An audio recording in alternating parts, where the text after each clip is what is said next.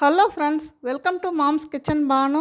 இன்றைக்கி நம்ம ஒரு ஹெல்த்தியான டேஸ்டான கீரை கூட்டு எப்படி செய்கிறதுன்னு தாங்க பார்க்க போகிறோம். இந்த கீரை கூட்டுக்கு ஒரு 100 கிராம் பைத்தம்பருப்பு எடுத்திருக்கேன். பைத்தம்பருப்பு சிறுபருப்பு எல்லாம் சொல்லுவாங்க. நான் எடுத்திருக்கேன் 100 கிராம். அதை 2 முறை கழுவிட்டு நல்லா ஒரு 10 நிமிஷம் ஊற வச்சு எடுத்துக்கலாம். 10 நிமிஷம் ஊற வச்ச பருப்பில் முழுகிற அளவுக்கு தண்ணி ஊற்றி அடுப்பில் வச்சுக்கலாம். 1/2 ஸ்பூன் மஞ்சத்தூள், கொஞ்சம் பெருங்காயத்தூள், ஒரே ஒரு தக்காளி கட் பண்ணி போட்டுக்கலாம். தக்காளி அதிகமாக போட்டால் புளிப்பு சுவையாயிடும்.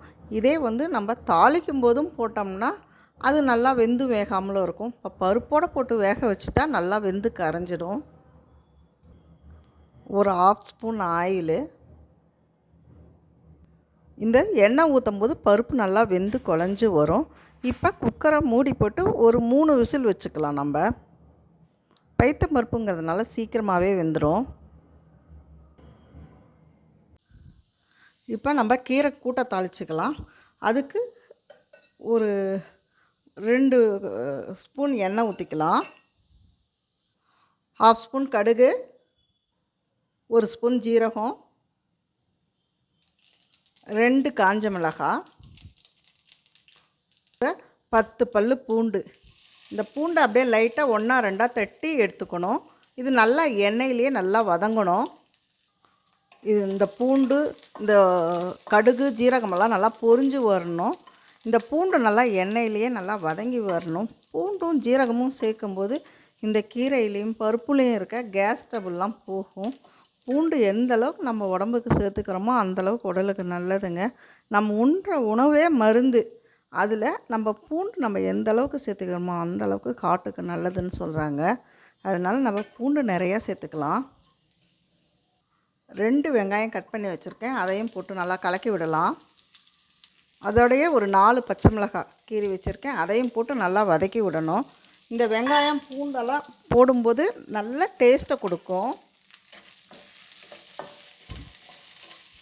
இது அப்படியே நல்லா வதக்கிக்கலாம்.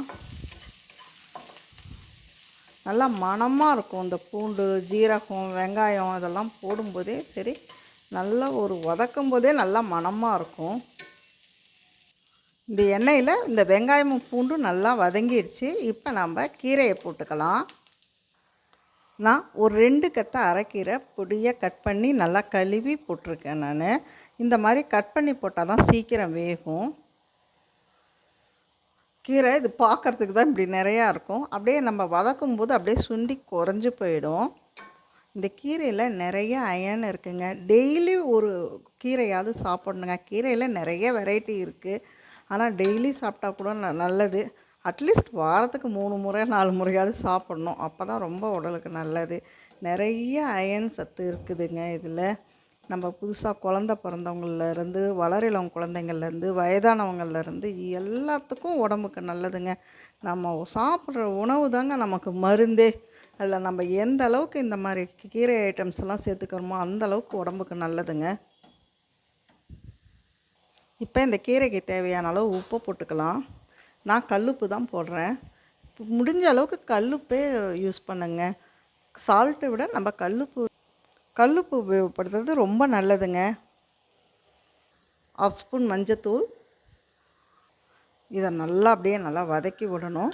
கீரையிலேருந்தே கொஞ்சம் நல்லா தண்ணி வரும். அந்த தண்ணியெல்லாம் சுண்டுற அளவுக்கு அந்த எண்ணெயிலேயே அப்படியே நல்லா வதக்கி விடலாம். பாருங்கள், இப்படியே நம்ம ஒரு 5 நிமிஷம் நல்லா வதக்கி விட்டு வேக வச்சோன்னு வைங்க, நல்லா வெந்துடும். இப்போ இதில் ஒரு 1/2 கிளாஸ் தண்ணி ஊற்றி வேக வச்சுக்கலாம். அதிகமாக தண்ணி ஊற்றக்கூடாது. கொஞ்சம் கீரையிலேயே தண்ணி இருக்கும்.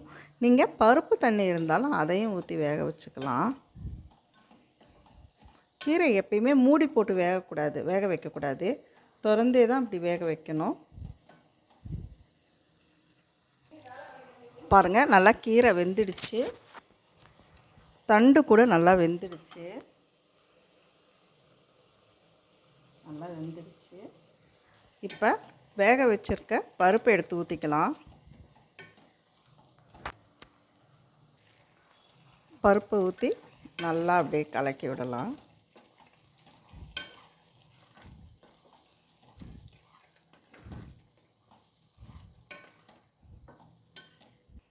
இந்த நேரம் இந்த கீரையில் உப்பு பத்தலைன்னா போட்டுக்கலாம். இப்போ பாருங்கள், டேஸ்ட்டான கீரை கூட்டு ரெடி ஆயிடுச்சுங்க. இது உடம்புக்கு ரொம்ப ரொம்ப ஹெல்த்தியான கூட்டுங்க. வாரம் 2 முறை இல்லை 3 முறை சாப்பிடுங்க. உடம்புக்கு ரொம்ப நல்லதுங்க. இப்போ இதுக்கு கொஞ்சம் பெருங்காயத்தூள் போட்டுக்கலாம். இந்த பெருங்காயத்தூள் இந்த கீரையில் பருப்பில் இருக்க கேஸ் ட்ரபிள் எல்லாத்தையும் எடுத்துடும். 1/2 ஸ்பூன் நெய் போட்டுக்கலாம். நல்லா டேஸ்ட்டாக இருக்கும் இந்த நெய் போடுறதுனால. இப்போ பாருங்கள், டேஸ்ட்டான கீரை கூட்டு ரெடி ஆயிடுச்சு. இந்த வீடியோ பிடிச்சிருந்தா லைக் பண்ணுங்கள், ஷேர் பண்ணுங்கள், சப்ஸ்கிரைப் பண்ணுங்கள். மறக்காமல் பெல் பட்டன் கிளிக் பண்ணுங்கள். அப்போ தான் நான் போடுற வீடியோ உடனுக்குடன் வரும். தேங்க்யூ. தேங்க்ஸ் ஃபார் வாட்சிங்.